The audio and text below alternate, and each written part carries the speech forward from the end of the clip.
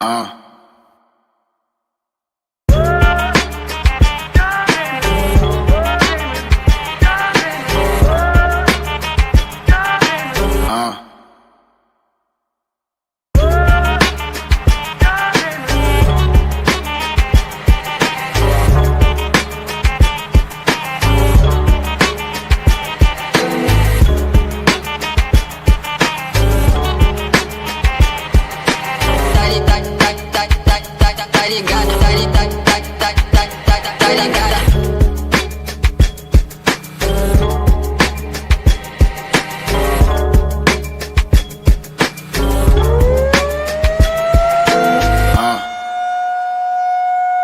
uh.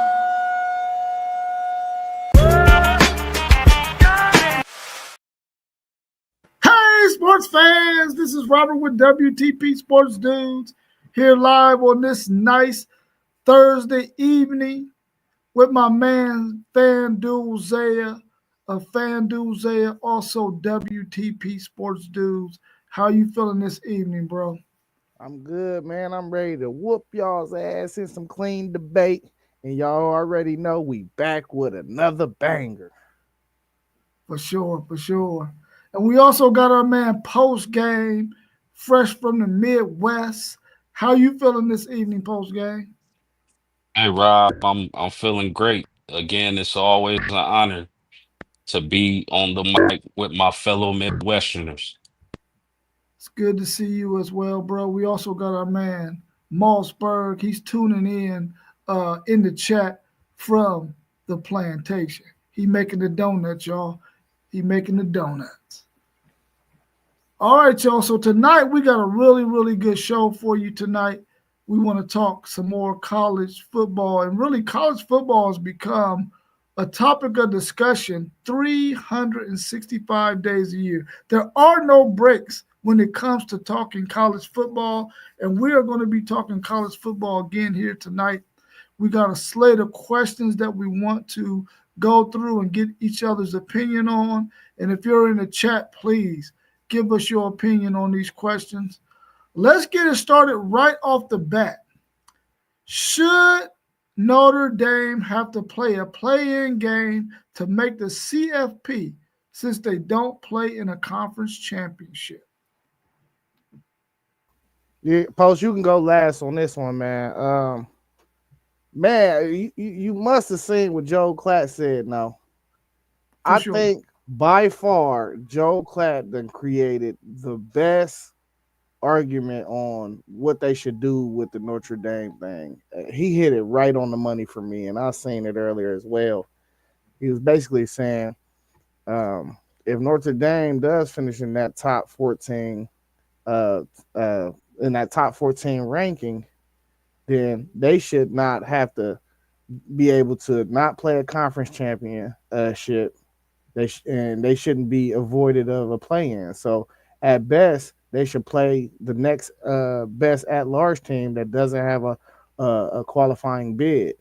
And I thought it made so much sense because that'll alleviate a lot of people feeling like the way I do of Notre Dame just has the unfair advantage when it comes to all this because we know they're a blue blood and the fact that you still gotta try out a good team, but the fact that they can create their own schedule, they don't have a conference championship, they don't have to win their conference either. So that means they can lose 3 games and still possibly be in the top 14. And you never know if you in a conference. That don't mean you gonna finish wherever you thought you was gonna finish if you lose 3 games in conference. So I don't know. I just felt like it was way more fair and equal. It will equal out the playing field, and it wouldn't just like give them an island branch and assume that they have a solid team every year. It wouldn't seem like they would get in every single year because they will still have to play their way in.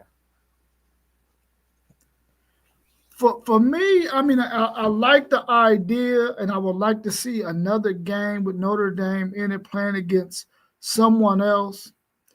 But for me, it depends on where they're positioned. When that ranking comes out before the conference championship games take place, if they're up in the top four, I feel like they've done enough. They got enough body of work to where they should not have to play a game since they're not in a conference championship game. But if they're in the second half of that, they probably should have to play one. Like if they're 8, 9, 10, 11, 12, something like that, I would like to see them have to play their way in there, especially if they have two losses or something to that nature. I think they should have to play some kind of game to get in against whoever's at that 13, 14 spot, as long as it's a 12 team playoff. But if it goes to 16 next year, well, in 2026, then it just depends on where they're positioned at, and they should possibly have to play somebody in a playing game since they don't have a conference championship game to possibly win or lose. So I think it just depends on where they're positioned at, in my opinion, for them to have to play another game.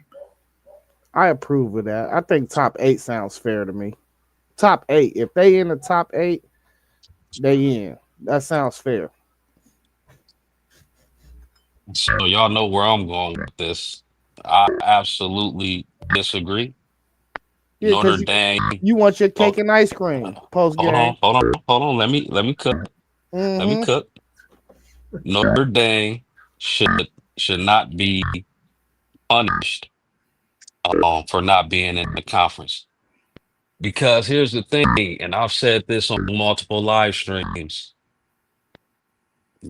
Yet nobody else has to be in the conference. You don't have to be in a conference. Notre Dame doesn't have to be independent. So why punish them? If you don't have to be in a conference, nobody's forcing any team to be in a conference. Notre Dame decided they were going the independent route years ago. So why punish them now? I don't understand. Now,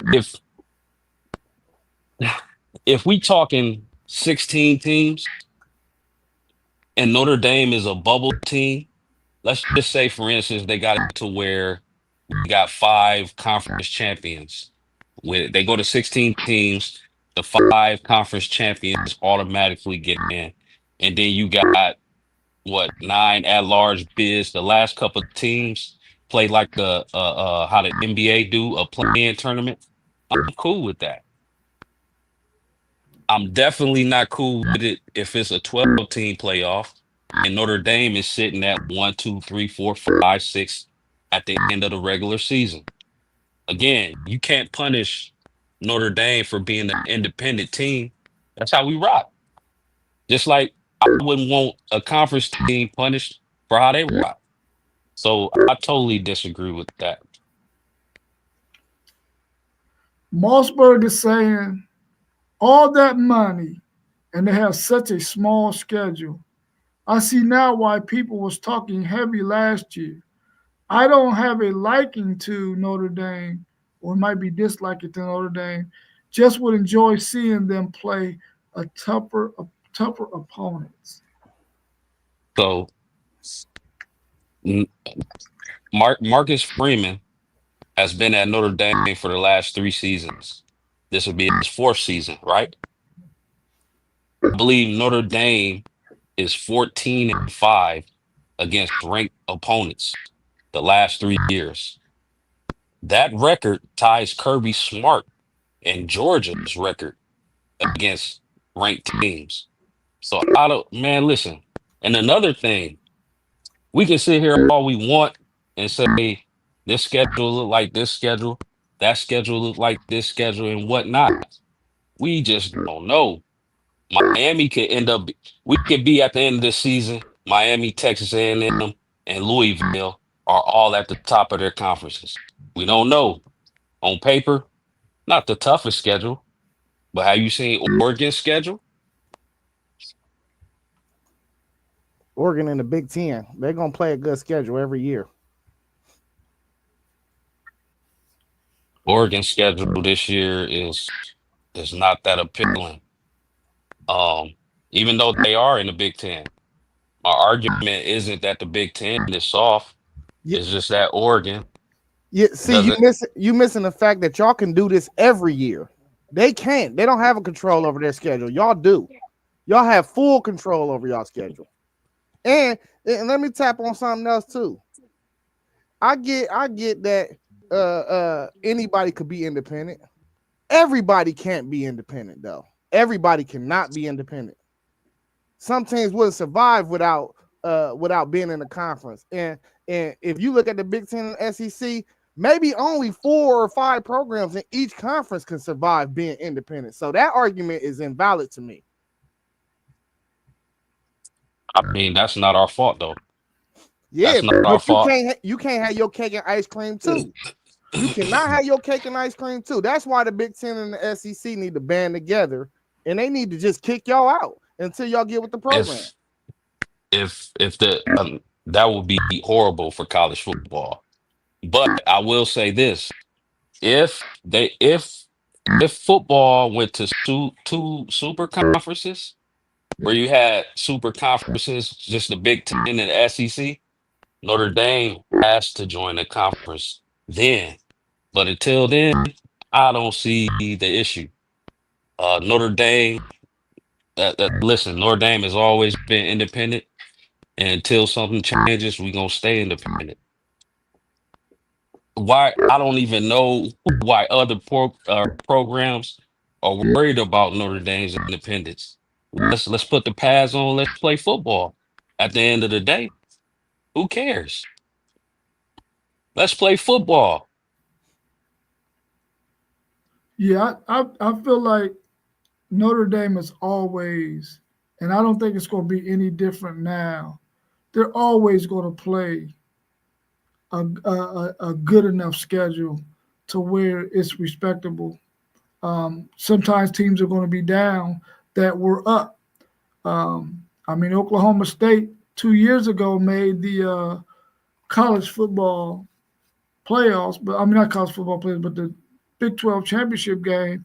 And this year they're going to be down, and that's one of the teams that Oregon play. So they were probably expecting them to be up. I just think that Notre Dame is independent because it benefits them to be independent. I'm telling you right now, if Texas would have been on top of their stuff, they possibly would have went independent too because they had their own channel. They just happened to be in a week old conference and could not get the recruits that they needed to get in order to even make a move like that. But they were on their way because they had a whole lot of stuff the other teams in that conference did not like. So I think that Penn State, Notre Dame is cool being independent in my opinion. I don't have an issue with it. And KT is saying at one time Miami, Florida State, Penn State were all independent too, and then they end up joining a conference, and Notre Dame just stayed independent. Because I think Penn State was independent before they joined the Big Ten. That part. Yeah. So it's doable. Now everybody can't do it because they need that cash to come from other play from that conference. But there are a lot of schools that can go independent and survive. Ohio State being one of them.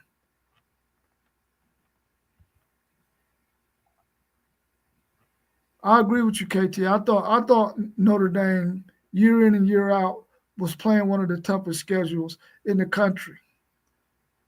And Mossberg saying what's good to you.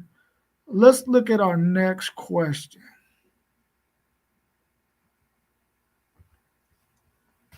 How do you feel about how do you feel in your thoughts of having one portal window in January?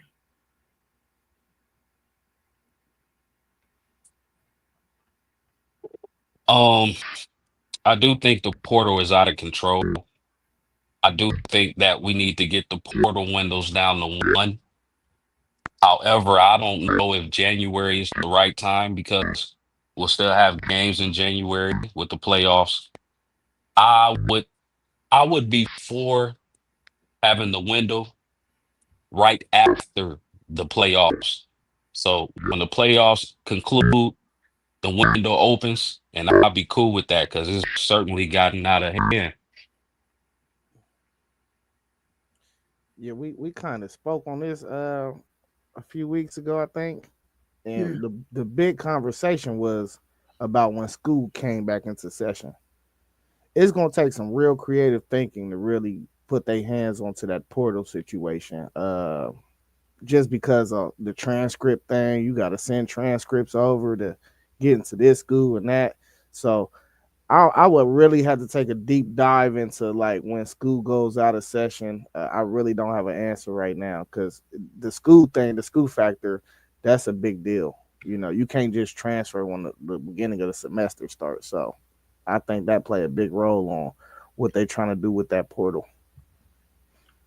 Do either of you know when that second signing day is? Isn't that in February? I believe so, if I'm not mistaken. I believe. So I know I think it's in February. So in the past, if you were an early enrollee and you signed that national letter of intent in February, that gave you enough time to get on campus for spring ball. So the January date might be perfect. It just has to be after all the games are finished. By that point, you should know who is going to go in the portal because football is pretty much done. It is down to two teams that last week. So January should be a good time to have that one portal window, and that way you know that these are the players I'm going to have for this whole upcoming year, and there's not going to be anybody hitting no portal if they ain't getting no action in spring ball. So I think the January window is perfect. I think it's better than the December window simply because you don't have anybody playing any longer. If you do it third in January when all of the games are done. So I think I'm almost certain that coaches are going to vote for that um, and make that happen here in the near future. How soon it's going to happen, I don't know, but I think it's going to happen in the near future. Just like I think scrimmages are going to going to happen in the near future as well. I mean, I guess it'll work. I guess because when was the national championship? January 20th. That was the second to last Monday of January. So if you started 2 days after the national championship, I know it's probably not ideal for the kids, but and you give them that 2 week window, it should work. But the whole thing about that January portal being the last portal is you taking the right from the kids to know where they stand at on the team for next year. That's why I don't know. I would think that it's going to be a player union that forms some point in the next 5 years to fight against just everybody voting on these things and they don't have a say so on it. You know what I mean? So I could definitely see that happening.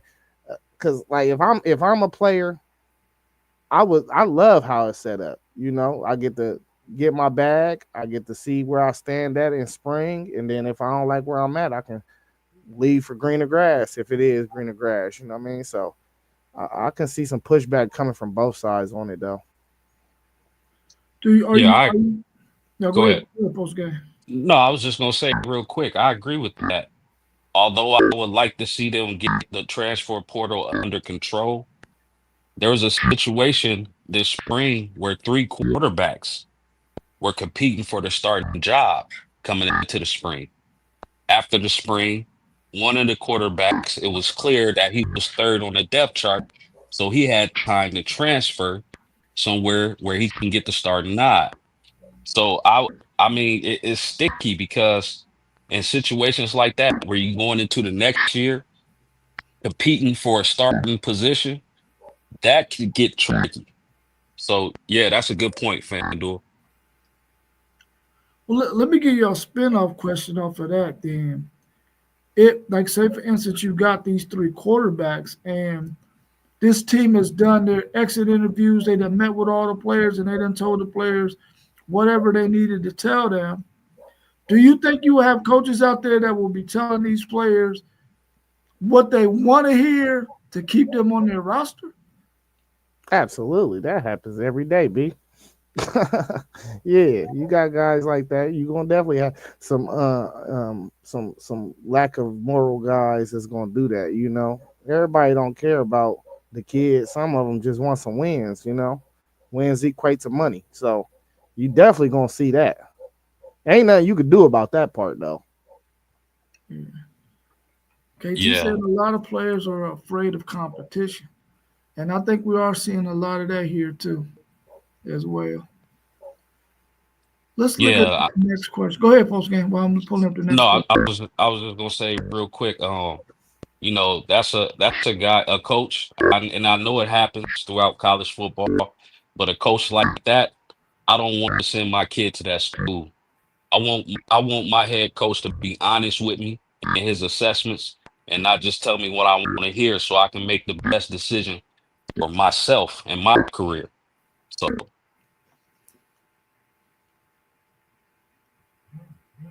Facts. I mean, I think we all can agree on that one. Who's more likely to have two losses at the end of the regular college football schedule?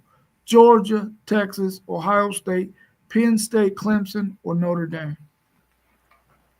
Oh man, hold up. I gotta pull some schedules real quick. I mean, if I had to look at it right now, I would have to say Georgia and Penn State. I think they both have at least two or three teams on their schedule that are going to get them some trouble, and they will possibly lose um, at least two games by the end of that cycle.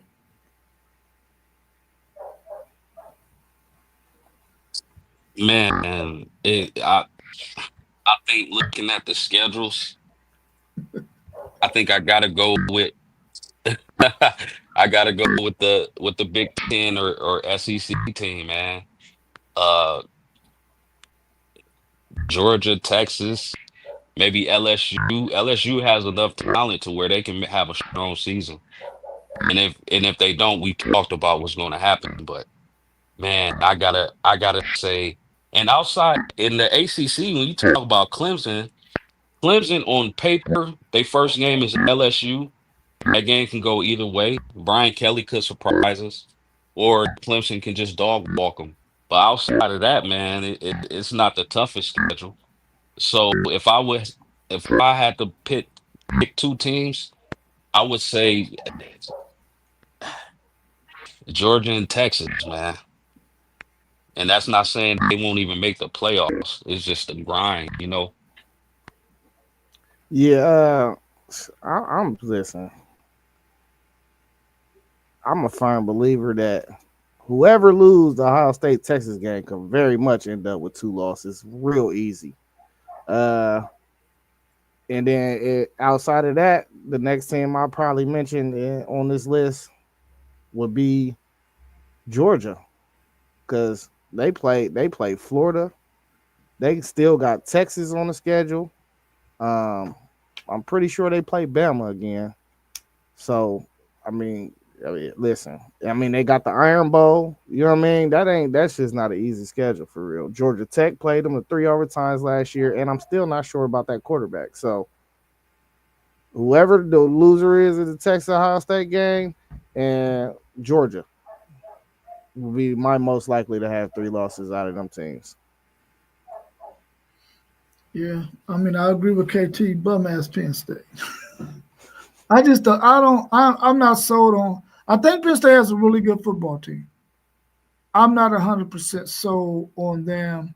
Um, Clemson has two really tough games against SEC opponents. That LSU game early, and then they get South Carolina at the end of the season. Uh, Lenore Sellers and that South Carolina team, they got a chance to make some noise, man. They just can't drop games that they ain't supposed to lose, though. They can't afford to do that. Mossberg wants to know: does a four-loss SEC team make the playoffs? No. I'm gonna say no. Not in this 12 team playoff because I don't think there's gonna probably be three or four really good SEC teams that will only have two or three losses. So a four-loss SEC team, I can't see them getting in at all. What y'all think on that? No, I don't see it. Not in a 12 team. Absolutely not. Uh, yeah, yeah, it's possible. It just depends on how bad they beat each other up, though. If they beat each other up real bad, yeah, I could see a four-loss team making it. They tried to put Bama in with three. You know, if a couple games swing a couple different ways last year, you could easily see a four-loss SEC team make it in there. I would say if we get to the end of the season and we looking at one undefeated team and everybody's two, three, and four losses from 2 to 14 or 2 to 12, maybe. But I have a hard time seeing it outside of that. It just all depends on how the season goes. And if that fourth loss come in the SEC championship game, Yeah. yeah. What rivalry game would you want to attend most outside of your team's rivalry game? Mm. I definitely would want to go. We talking about this year, right? Period. Well, this year is a great one, and I think somebody is taking the L, and that's that Texas and OU game for sure. I would definitely want to be in the building for that one.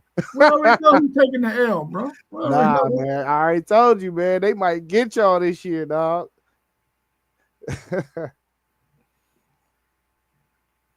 Oh man, me being a Midwest dude and loving that Midwest football, I'm gonna say Ohio State and Michigan, man. I would love to see it.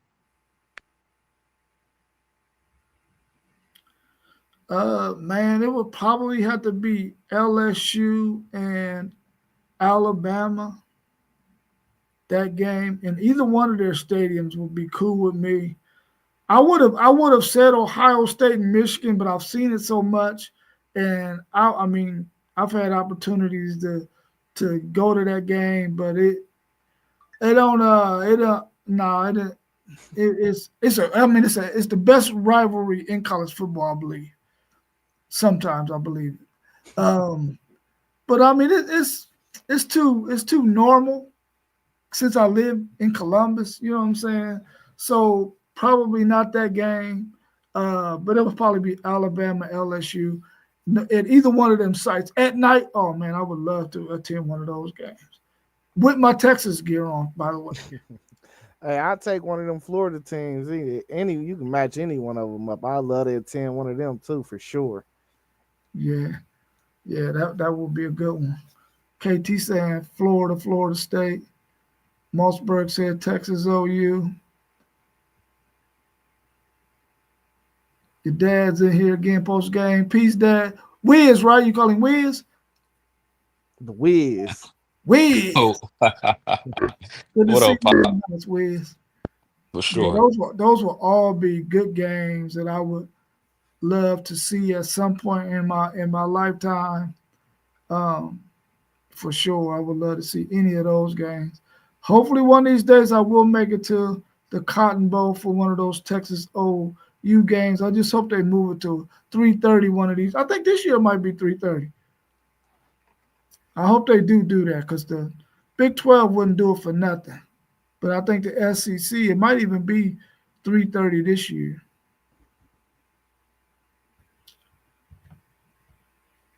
Which four teams would you expect to be in the top four at season's end?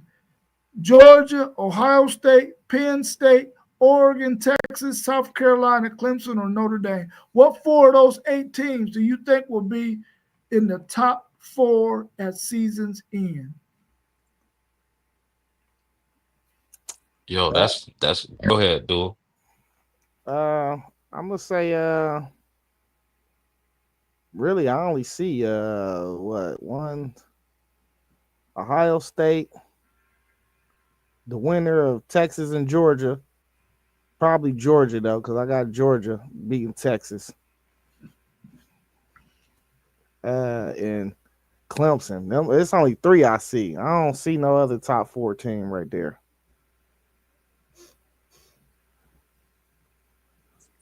Yeah, man, that's tough for me. But I took Texas, Clemson, Georgia, and Ohio State. I know y'all was expecting me to say Notre Dame, but as I say, I gotta keep it funky. One of the, I love Marcus Freeman, and he's done a hell of a job with the program. But if I got one criticism for him, is that he always has a letdown game. Last year, we seen Northern Illinois come into South Bend and get the huge upset. Year before that, we lost to Stanford and Marshall. So I believe Marshall was at home. But Marcus Freeman, even though I believe this is the most talented team we've had in the last few years, he got to prove that he can get it done and avoid the trap games. And so, with that being said, again, Texas, Clemson, Georgia, and Ohio State for me. If they don't have a conference championship game between 1 and 2, I agree with post game. Oregon's schedule is not tough at all, bro. It is not tough at all. It's actually pretty easy. Um, I mean, they got all the West Coast teams and Penn State. I think they got Illinois. I think that they probably can run that table, man. Only Yep. thing is, are they gonna have to face? Are they gonna play a Big Ten championship game? Oh, they don't even play Illinois. They play Indiana though. Indiana. Yep. Okay, yeah. So that schedule is cake, bro. It's cake. So Y'all I can can sleep. see that. Y'all can sleep on Iowa all y'all want.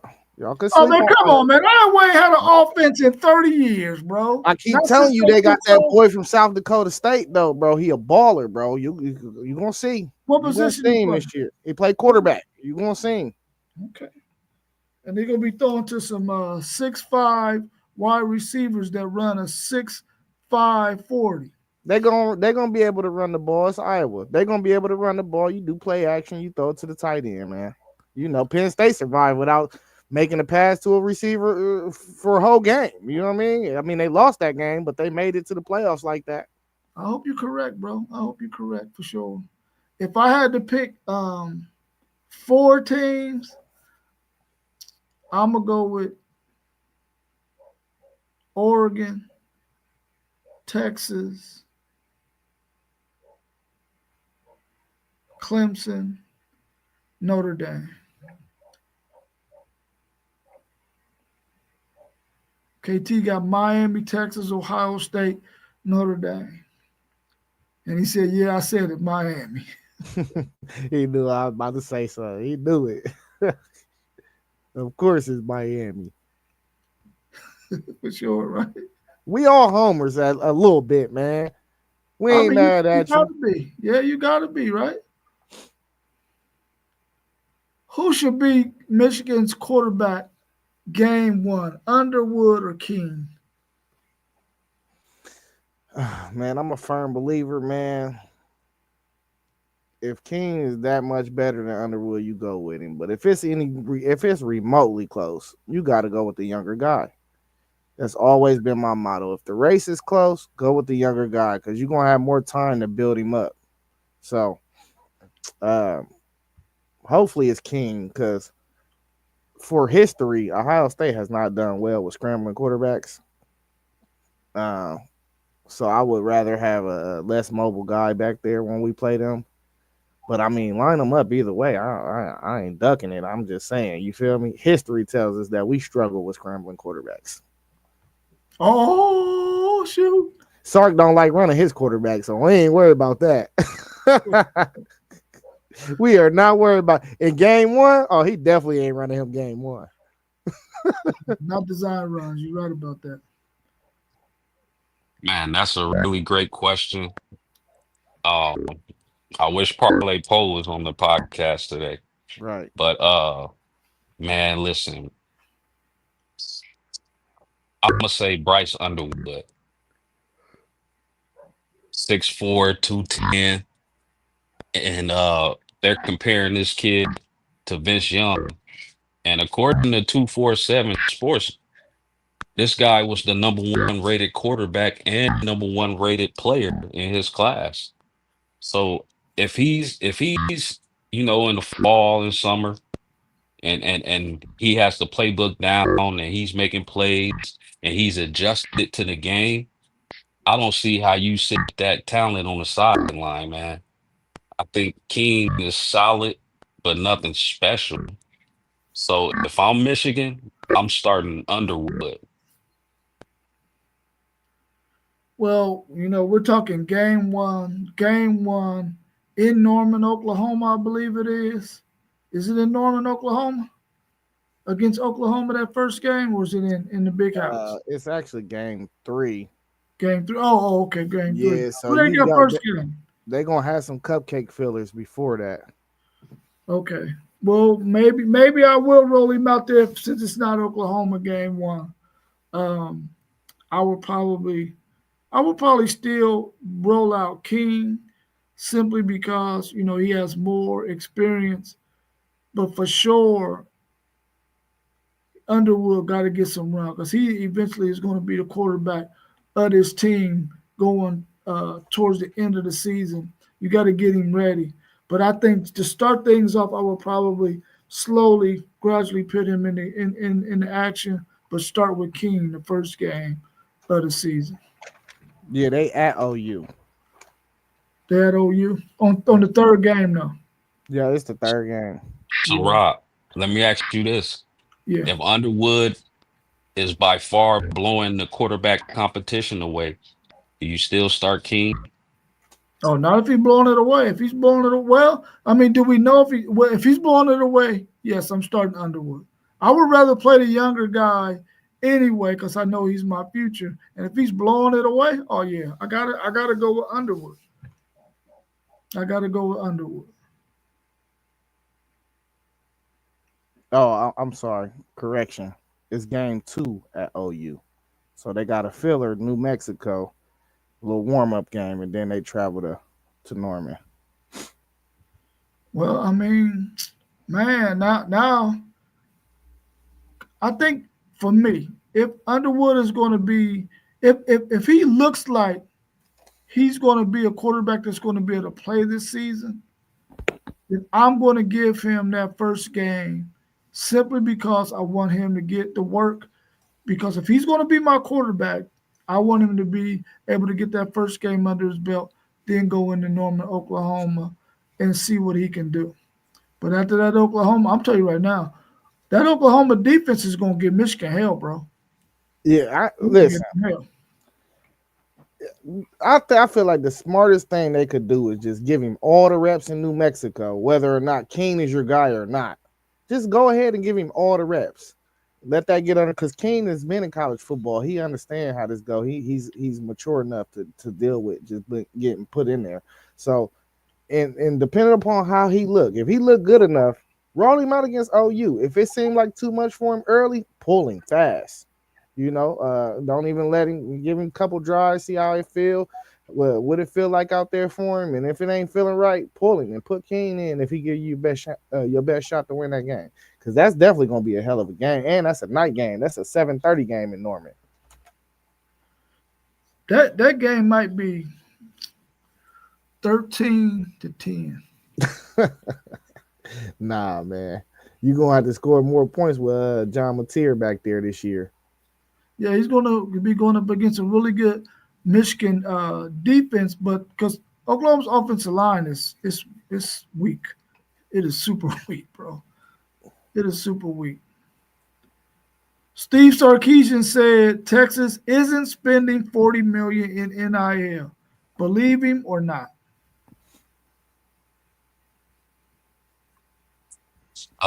We don't believe you. You need more people. Um, I I I don't believe him. It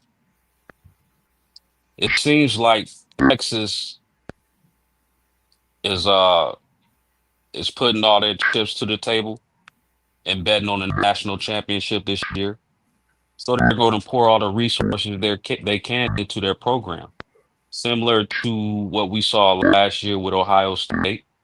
Okay, we got a chance to be a national championship team. Let's pour our money into it.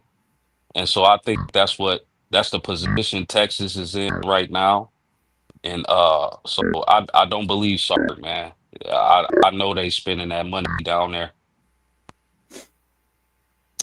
Yeah, I believe him. Just because I kind of did some research on y'all's collective. I know what was in that collective, and that was all the money that was in the collective.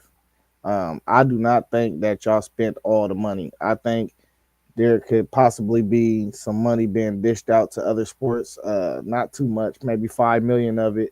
I think the collective is still there though. I think it's still 15 million sitting right there waiting for the next grand scheme of recruits that's coming in. Uh, but I do think y'all upped y'all's collective a little bit for y'all's current roster this year. Last year y'all was only about 20 million.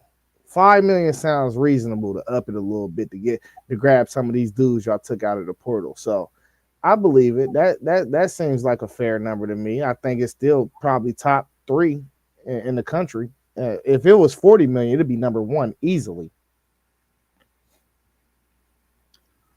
Yeah, I believe him as well, simply because we lost 13 guys to the NFL. So, you're no longer paying those guys. Plus, you got those 25 scholarship guys that came in. You're not giving them the kind of money you was giving those 13 NFL guys because they're just freshmen.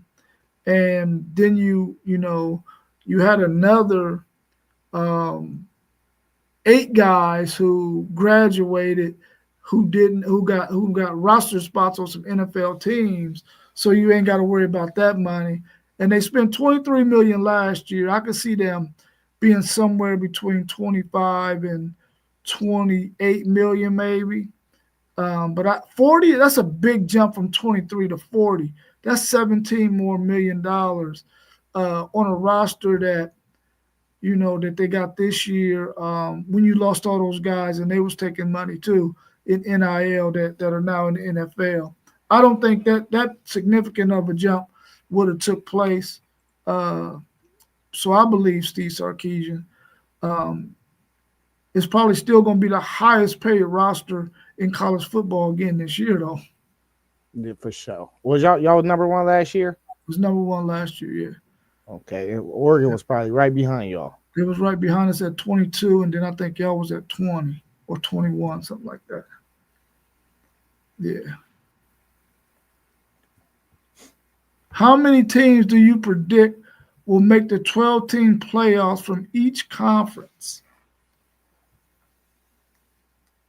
Um, we can just start from the bottom. So, well, let's start from the top. Let's get the big SEC out of the way.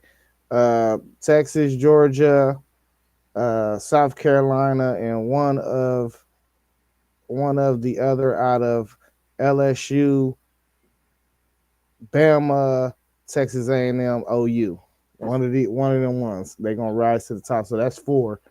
The Big Ten, I got Ohio State, Penn State, Oregon, and then I think Illinois slip in.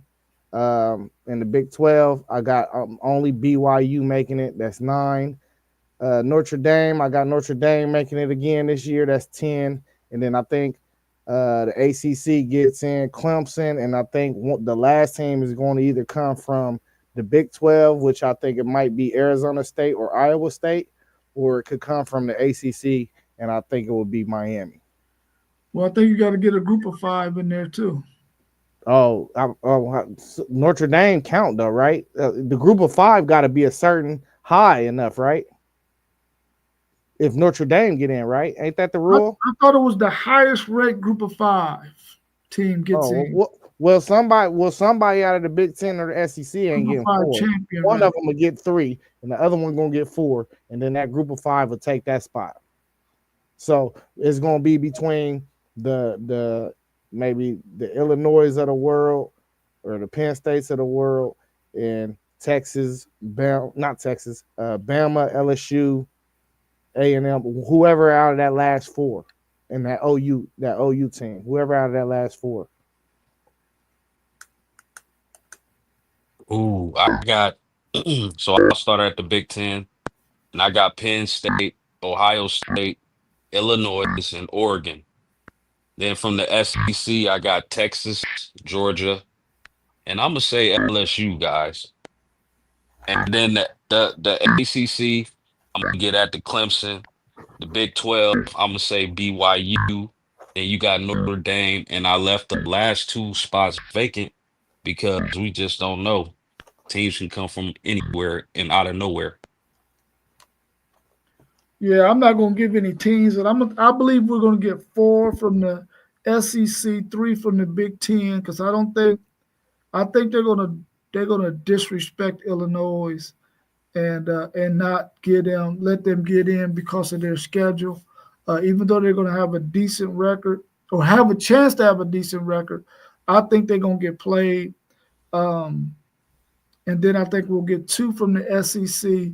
We'll get the one group of five, Notre Dame, and then we'll get one team from the Big 12.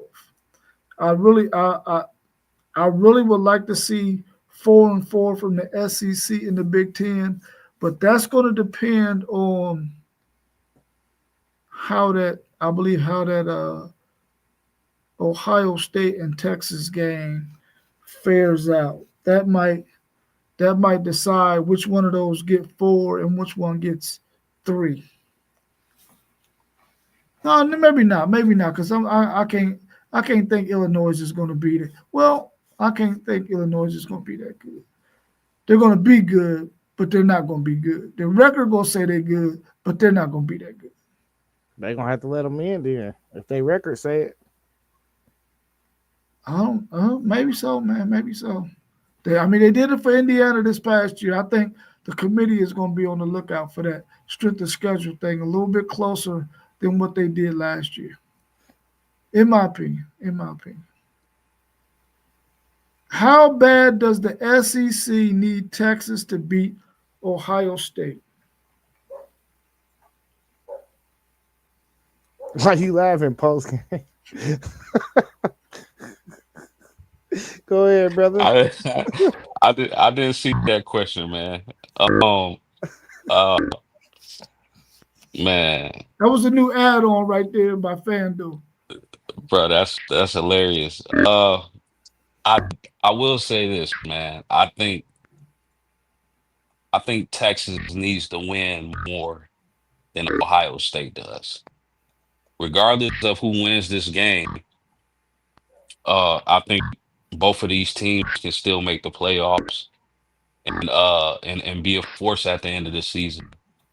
But to your question, I think they need the SEC needs to, flaunt that dominance again. They need Texas to beat Ohio State, in my opinion.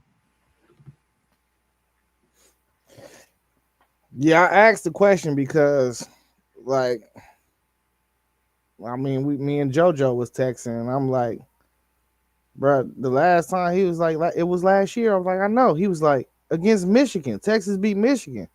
That was at the beginning of the year, and that was like our fifth team. So, as marquee wise, the SEC was doing their thing for about a decade plus. Uh, it looked like the tables is turning, man. So I think the SEC needs this win ultra bad. Like if Ohio State win that game and don't let us rout y'all, man. It's gonna get scary for the SEC. I think a lot of these recruits gonna start looking at the Big Ten that's down there, man, and that could swing the balance of power for another decade, bro. It could, history is like a cycle, man. And I think that the Big Ten can run off a decade for real, just like the SEC did. So that's why I'm saying how much importance it is for Texas to show up in that game, man. Because I really believe, like, if Ohio State beat them boys, this is all about the recruits, the future too, man. And we got dudes that we fighting with y'all and recruiting that's going to be at the game. So it's going to be a big game, bro. And I listen. I need my team to win that game. I need us to win that game because if we can win that game, it's some very dynastic feelings that's going to be out in the air for me. You know what I mean? Some very dynastic feelings. I'm gonna say this to you, FanDuel. Steve Sarkisian has had key matchups at the beginning of the season for the ever since he's been there. And man, listen, he went into Tuscaloosa and beat Alabama. He went into the big house and beat Michigan. This dude, when it comes to this kind of a thing where he got all this time to prepare for you, he's going to go into Ohio State, and those guys are not going to be rattled. They're going to be calm. They already been in hostile environments before. You're going to see Steve Sarkisian and that Texas team do something that you don't expect them to do to your Buckeyes. And I know your Buckeyes are really talented and they're really good. But man, Steve Sarkisian, when he has time to prepare for you and get ready for what you got to offer, that dude is cold-blooded, man. Cold-blooded. We just make sure our defense does what it needs to do. Offensively, he gonna have some things schemed up. Like I told you before, he gonna put your boy Caleb Downs in a blender, bro. Bro, he gonna put him in a blender. You talking about a top 5 pick in the NFL draft? He can be a top 5 pick in the NFL draft. He gonna be out there with a bunch of young dudes, other than Mr. Ho. He gonna be out there with a bunch of young dudes, man. And Steve Sarkisian gonna put him in a blender. And that's what y'all don't understand about my team. But that's another topic for another day, man. Blender. Y'all keep saying these dudes is young. These dudes have been on the field though. Yeah, they have. They've been on the field, but they ain't been on the field with what they about to see on August 30th. But I feel what you're saying. So it's big for the SEC to win this game, Texas to win this game, simply because how many matchups they got SEC Big Ten this year? Is it about 5 or 6 matchups this year? I don't know. I think it's about 5, I think maybe. Because we got the Oklahoma, Michigan, Texas, Ohio State. Don't somebody play Wisconsin? I think somebody played Wisconsin. The Bama play Wisconsin? I thought that started next year. I know they played them last year. I don't know if they play them again this year though. But I think it might be 4 or 5, 6 matchups, and the SEC got to win. They really got to win all of them because right now we know that the Big Ten has had the last 2 national champions. But they need this win big because it's probably best on best from each conference. So would y'all at least agree that this will be a high scoring game? Like what's the over under on the points? All right, I haven't even looked at it yet. I think we came out though a 6.5 spread favorite in the game. I don't think they dropped the over and under, honestly. No, what's y'all personal on the over under? Y'all think it's a high scoring game? So I think it's gonna be mid high to me. I think it's gonna be like 30-27. Yeah, like I think that spread gonna come down. It shouldn't be a touchdown. I'm gonna be honest with you, man. Unless Ohio State gets a late score, I don't see them scoring more than 17 points. They scored 21. Now listen to me. They scored 21 last year with a way better offensive team than what they're about to put out there now. And they only scored 21 points. Yeah, but this is week 1. This is week 1. Right. That's what I'm saying. Week 1. That's what I'm saying. Week 1. Which means you got a lot of you're gonna have some kinks. Both of them gonna have some kinks.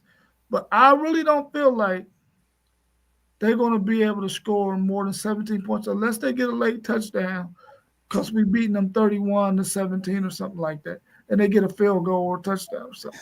I'm telling you, bro. I'm telling you. You think I'm being facetious and trying to be funny. I'm going to clip this and I'm going to run it back, though. That's all. Please do. Please do. Clip it, run it back, put it in our chat. Do everything you need to do. Because I'm telling you right now, they only scored 21 with a better offense last year.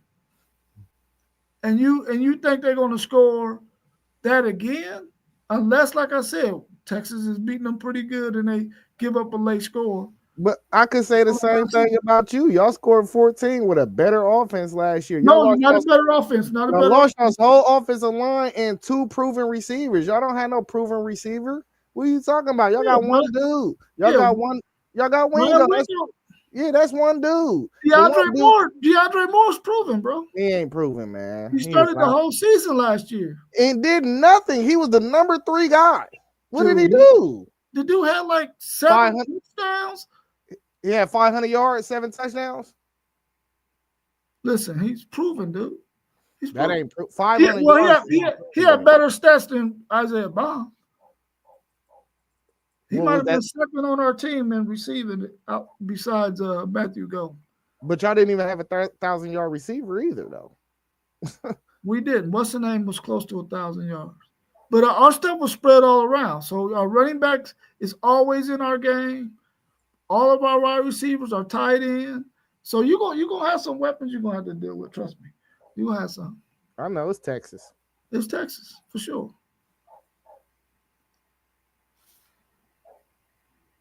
Anything else y'all want to add about that before I go to this last question? And the last question is, when was the last marquee win for the SEC? And Mossberg said Michigan and Texas beating Michigan. I don't know. I don't know how marquee that was. With Michigan wasn't Michigan. So I don't know how marquee that one was. I mean, I got to beat Texas, Arizona State, right? I mean, that was a playoff game, so I guess you got. I think the Texas Clemson game was probably bigger than that one. But you do see that Texas, the name Texas keeps coming up in all of these situations. Bro, everybody outside of Indiana probably would have beat them. You know what I mean? Like, what are we talking? Arizona State. Y'all should have really lost to them. You know that. No. We really should have blew them out. We know the refs helped y'all at the end of that game last year. We know that. We know that. That targeting was a very clear targeting. It was a very clear targeting. It could have been called targeting, but it should have also been a targeting on Isaiah Bond too. I mean, so it evened out. Oh man. Well, we can agree that the best team won that football game. I don't know. The best team won that football game. Man, is that like a marquee win? Is that a marquee win against the Big Ten, or just a marquee win? Just a marquee win. Yeah, man, I would have to say the Peach Bowl against Arizona State. First 12-team playoff, Peach Bowl, Arizona State.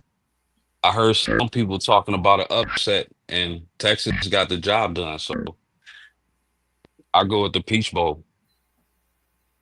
Yeah. I mean, I got to get tip my hat to Arizona's coach and their defensive coordinator, because they had the perfect plan to stop Texas' run game. Texas could not run the ball to save their life, and then we had a Queen Ewers who was not on his A game in that game, missed a lot of throws, threw a really bad throw when he got picked off.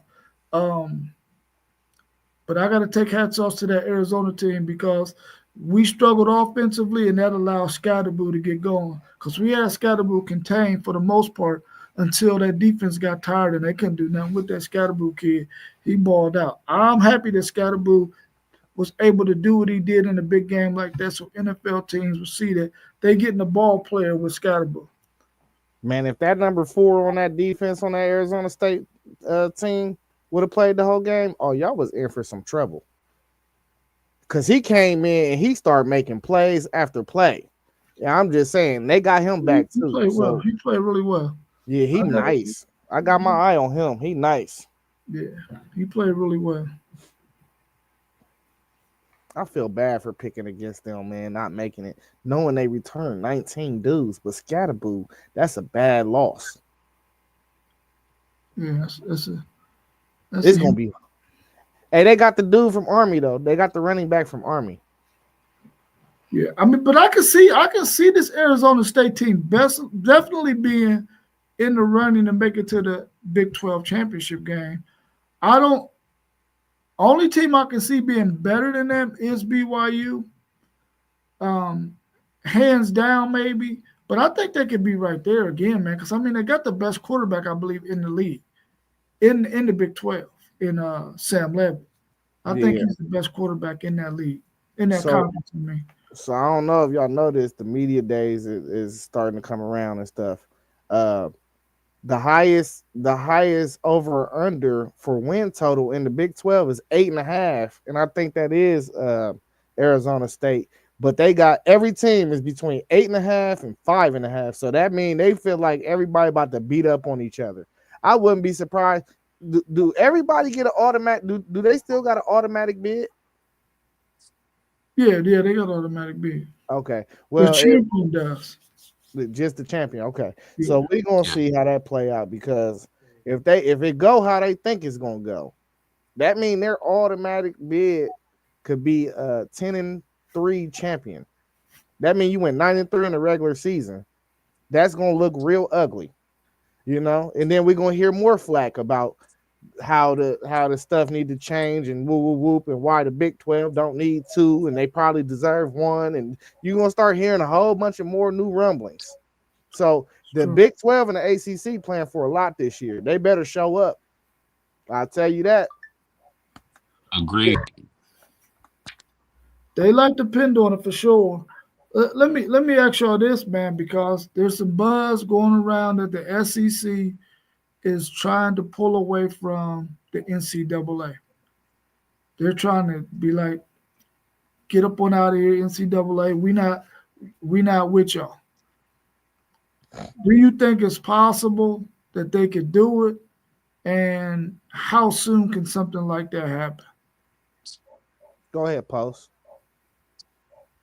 Man. Oh man, that sounds like Pandora's box, man. I've been hearing the chatter.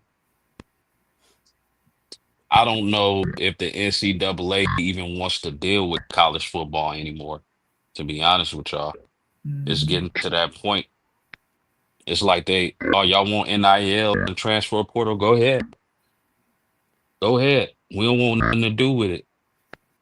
Could the SEC, I don't think the SEC could do it alone. I think they would have to be on the same page as the other conferences and Notre Dame.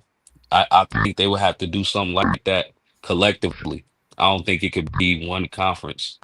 But man, that's really interesting. And how soon can we see something like that? I don't think we'll see it this season. But if something like that is to happen, man, you talking about the next couple of years. So that's my thoughts on it.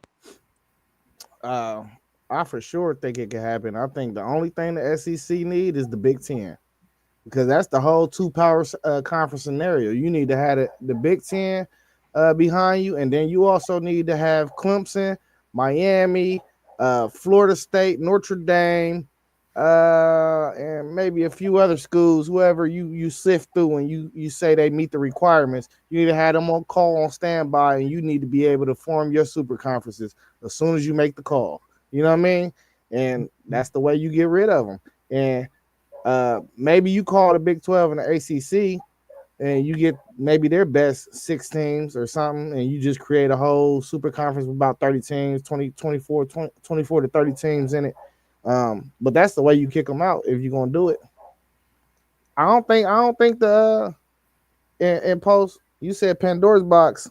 Man, they've been cracked open Pandora's box as soon as they changed this thing to a playoff, and as soon as they start paying players, it was Pandora's box already. Uh, Kick it all the way open now. You already halfway got it cracked.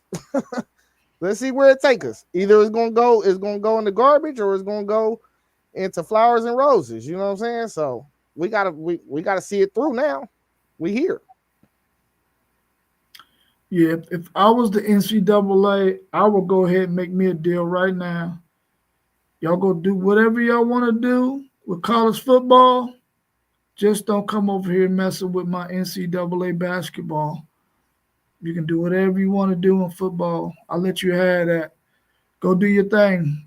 Don't come over here bothering my NCAA basketball tournament and all that good stuff, man, because I think the NCAA has already proven that they don't have no teeth. They don't have no desire to do what's right by college athletics as a whole. So they might as well go ahead and try to get whatever piece of the bread they can get or piece of the pie they can get and go roll with it. Because if they don't, I think all the conferences are going to go ahead and tell the NCAA to kick rocks because they really ain't doing nothing We're taking money. but taking money. They got some warehouse somewhere full of money just sitting in there. Not really, but you get what I'm saying. Nah, for real. Like, who is the NCAA? Did anybody ever know who the CEO of it is or anything? Like, do we know? Huh? Put a face on it. Yeah, I've never seen no face on the want you to do NCAA. That's why we don't trust it. Man. It gotta be somebody though, because I remember when North Carolina wanted to pay play where they put it out there. The state of North Carolina wanted to start paying players, and it was put out there, and the NCAA showed up at that congressman's office and told him that shit will never happen. This was about 5-10 years ago. And so somebody showed up at his office representing the NCAA. It might have been their attorneys. I don't know. But there's a face out there somewhere because somebody sent them. Which is crazy to me that you don't see the writing on the wall. When Ed O'Bannon was able to get his stuff in the court and was able to get a ruling, you should have known right then and there, you're going to have to fix this thing. And they didn't. They dropped the ball on it, which is shame on them.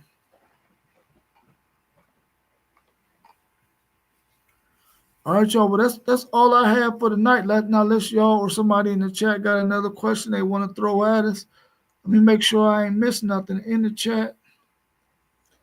I appreciate everybody who joined in with us and made some comments. Make sure you hit that like button, share our videos. Make sure you do what you need to do to help us grow this channel because we appreciate you so much. We're less than 500 hours away from the 3,000 watch hours we need for Facebook to recognize us and start looking to monetize us. So we're only 500 watch hours away. So if you're watching this video, go look at that 4-hour video that we did on the NFL draft and just let that run on repeat a couple times.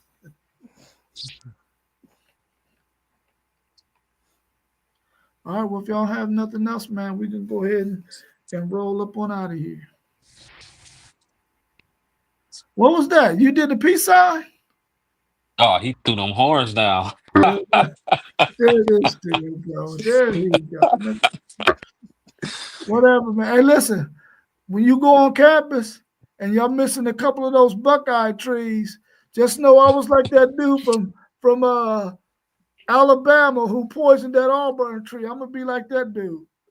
That's all good, man. Trees grow back.